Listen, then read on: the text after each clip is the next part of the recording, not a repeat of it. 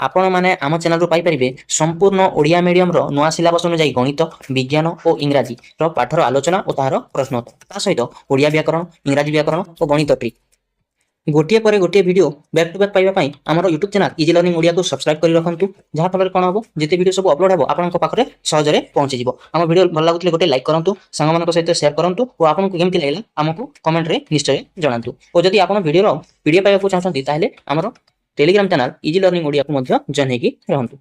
Hello hi नमस्कार समस्त को हमरो आउ को नया वीडियो स्वागत।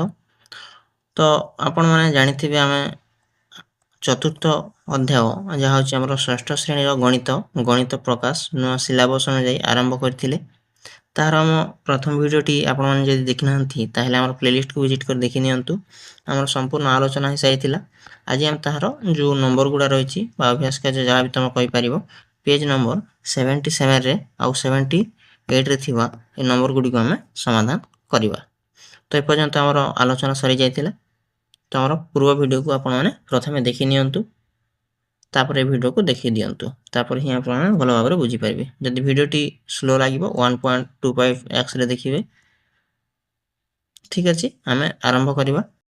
आसो बुझिबा। एक नंबर कोन देछि देखिबा। एक नंबर देछि तांकु निम्नलिखित विषय गुडी कर जानिबा पई सहाय्य करिबा। काहाकू से हमरो जो गुरुमा थिले रेवती गुरुमा जोटा कि हम पूर्व वीडियो रे आलोचना करथिले।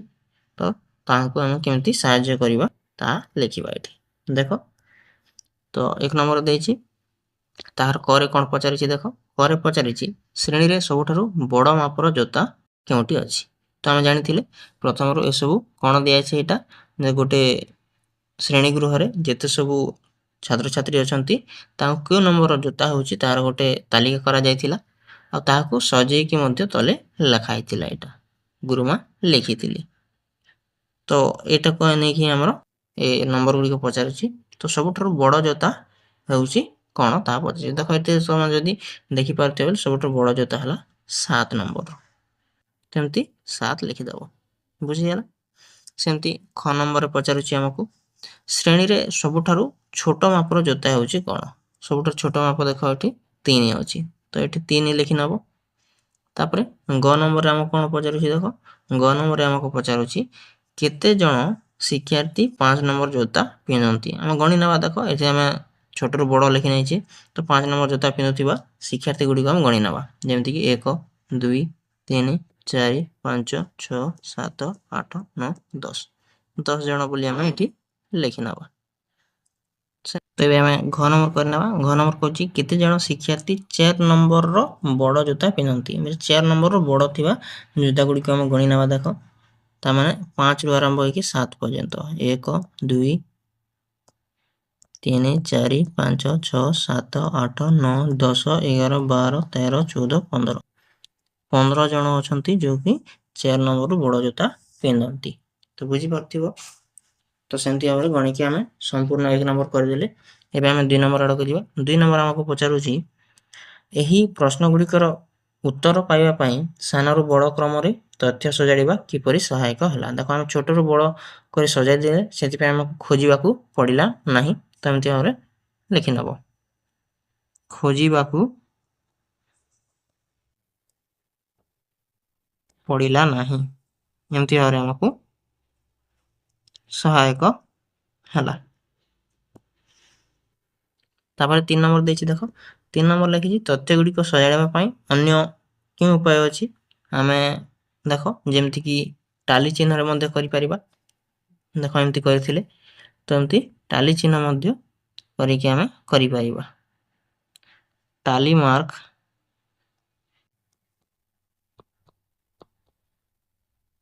व्यवहार करी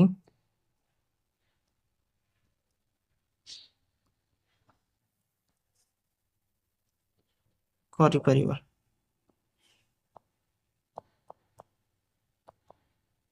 जेमति कि मन कर 5 को दर्शाइबार अछि टाली मार्क रे बेले 1 2 3 4 करूथिले आ एमति गोटे देउथिले। तो एमति हरे तमे लिखि नबो एटा उत्तर ठीक अछि। एबे हम 4 नंबर करिबा 4 नंबर कोन अछि देखिबा तुम निज चारि पाखरे देखुथिबा किछि गछर नाम लेख ଦେଖ ଏଠି ଗଛର ନାଁ ଆପେ ଆପେ ଲେଖା ହେଇଛି। ତୁମ ଘରୁ ବିଦ୍ୟାଳୟକୁ ଯିବା ବେଲେ ରାସ୍ତାରେ ଯେଉଁ ଗଛ ସବୁ ଦେଖୁଛ ଓ ସେଇ ଗଛର ସଂଖ୍ୟା ସମ୍ବନ୍ଧୀୟ ତଥ୍ୟକୁ ନିମ୍ନ ସାରଣୀରେ ପୂରଣ କର। ଏଇଟା ତମର ଆନ୍ସର ଯାହା ହବ, ମୋର ଆନ୍ସର ତାହା ହିଁ ନପାରେ, କିମ୍ବା ମୋର ଆନ୍ସର ଯାହା ହବ ତମର ଆନ୍ସର ତାଠାରୁ ଅଲଗା ହେଇପାରେ। କାହିଁକି ନା ତମ ଘରରୁ ବିଦ୍ୟାଳୟ ଯିବା ପରେ କେତେଟା ଗଛ ପଡୁଛି ମୁଁ ଜାଣିନି, ସେଥିପାଇଁ ତମେ ଗୋଟେ ଅନୁମାନିକ ହିସାବରେ ଲେଖିନେବ। ଯେମିତିକି ସଜନା ଗଛ ତମ ଘରୁ ବିଦ୍ୟାଳୟକୁ ଯିବା ବେଳେ କେତେଟି ପଡେ, 4ଟି ପଡୁଥିବ ମନେକର ଏମିତି। ତାପରେ ନିମ ଗଛ କେତେଟି ପଡୁଛି, 5ଟି ପଡୁଛି। ଆମ୍ବ ଗଛ 2ଟି ପଡୁଥିବା ବେଳେ ଅମୃତଭଣ୍ଡା ଗଛ 6ଟି ପଡେ। ତ ଏମିତି ଭାବରେ ତମେ ଗୋଟେ ଅନୁମାନିକ ହିସାବରେ ଲେଖିନେବ ହେଲା। ତାପରେ ତଳେ ଯୋଉ କ୍ୱେଶ୍ଚିନ୍ ଗୁଡାକ ଦେଇଛି ତାର ଉତ୍ତର କରିନେବ। ନମ୍ବର ଦେଇଛି କେଉଁ ଗଛର ସଂଖ୍ୟା ସବୁଠାରୁ ଅଧିକ। ଦେଖ ଅମୃତଭଣ୍ଡା ଗଛ, ତମେ ଯାହା ଲେଖିଛ ସେଇଟାକୁ ଲେଖିନେବ ଏଠି ହେଲା। ତାପରେ ଖ ନମ୍ବର ଦେଇଛୁ କେଉଁ ଗଛର ସଂଖ୍ୟା ସବୁଠାରୁ କମ୍। ଆମ୍ବ ଗଛର ସଂଖ୍ୟା ହେଲା ସବୁଠାରୁ କମ୍, ଆମେ ଯାହାକି 2 ନମ୍ବର ଲେଖିଛେ। ତାପରେ ଗ ନମ୍ବର ସମାନ ସଂଖ୍ୟାରେ 2ଟି ଗଛ ମିଳିଲା କି ନାହିଁ, ଆମେ ତ ଲେଖି ନାହିଁ ସମାନ ସଂଖ୍ୟାର, ସେଥିପାଇଁ ନାହିଁ ଲେଖିବା। ଏମିତି ଥିଲା ଆମର 4 ନମ୍ବର। ଏବେ ଆମେ 5 ନମ୍ବର କରିନେବା।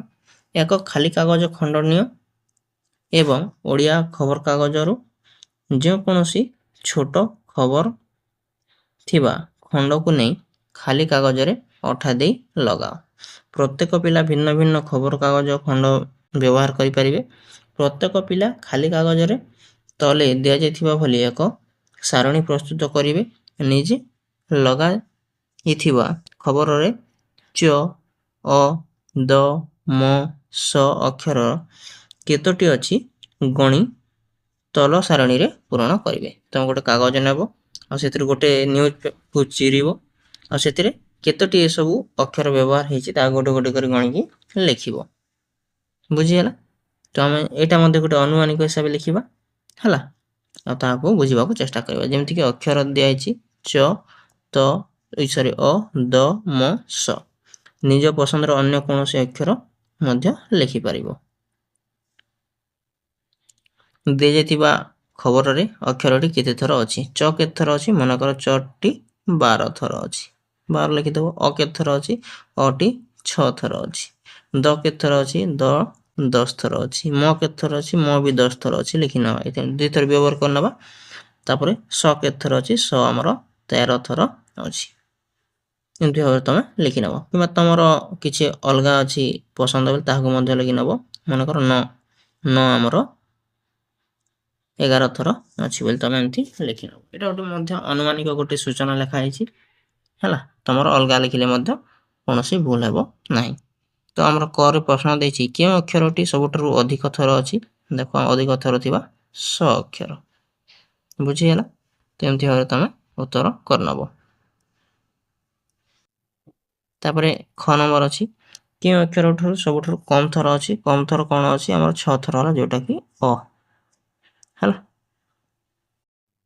ତାପରେ ଗ ନମ୍ବରରେ ଆମକୁ ପଚାରୁଛି 5ଟି ଅକ୍ଷର ଚ, ଅ, ଦ, ମ, ସ କୁ ସେମାନଙ୍କର ବାରମ୍ବାରତା ଅନୁଯାୟୀ ସାନରୁ ବଡ଼ କ୍ରମରେ ସଜାଇ ଲେଖ।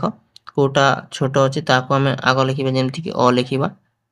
ଅ ପରେ କ'ଣ ଅଛି, 6 ପରେ 10 ଅଛି। ଦ ଲେଖିଲେ ମଧ୍ୟ ହେବ, ମ ଲେଖିଲେ ମଧ୍ୟ ହେବ। ଦ ଲେଖି ଦେଉଛି ମୁଁ, ତାପରେ ମ ଲେଖି ଦେଉଛି, ତାପରେ 11 ଅଛି, ନ ଆମେ ଯାହା ନେଇଛେ, ତାପରେ 12 ହେଲା ଚ, ତାପରେ ହେଲା ଆମର କ'ଣ ଅଛି ଦେଖ, ଚ ପରେ 13 ସବୁଠାରୁ ଅଧିକ ଅଛି ସ। ଏମିତି ବାରମ୍ବାର ତା ଆକାରରେ ଲେଖିଦେଲେ ଆମେ। ତାପରେ କ'ଣ ପଚାରିଛି, ଏବେ ତୁମ ତାଲିକାରେ କ୍ରମକୁ ତୁମ ସହପାଠୀଙ୍କ ସହ ତୁଳନା କର ଯେ ଉଭୟମାନଙ୍କର କ୍ରମ ସମାନ ଅଛି କି ପାଖାପାଖି ତାହା ତମେ ଦେଖିବ। ତୁମେ ଏପରି କାହିଁକି ଭାବୁଛ ଯେ ତାହା ସମାନ ହେଇପାରେ ବୋଲି ତାହା ମଧ୍ୟ ଲେଖିବ। ଏଠି କିଛି ନାହିଁ, ଏମିତି ଲେଖିନେବ ଆଉ ତମର ସହପାଠୀଙ୍କ ସାଙ୍ଗରେ ଦେଖିବ ଯେ ଏମିତି ତାହାର ବାହାରୁଛି କି ଅଲଗା ବାହାରୁଛି, ତମେ ଟିକେ ପରୀକ୍ଷା କରିନେବ। ବୁଝିହେଲା?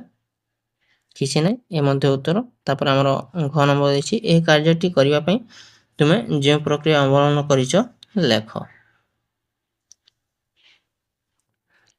ତାପରେ ଅ ନମ୍ବର ତୁମର ସହପାଠୀମାନଙ୍କର କେଉଁ ସବୁ ପ୍ରକ୍ରିୟା ଅବଲମ୍ବନ କରିଛି, ଏଠି କିଛି ନାହିଁ, ନିଜେ ନିଜଟା କରିନେବ। ଏଟା କଲେ ବି ହେବ, ନ କଲେ ବି ହେବ, ତମେ ଛାଡ଼ିଦେଲେ ବି ହେଇପାରିବ। ବାସ୍ ଏଇ ଥିଲା ଆମର ନମ୍ବର, ଯାହାକି ପେଜ୍ ନମ୍ବର 77 ଆଉ 78ରେ ଥିଲା।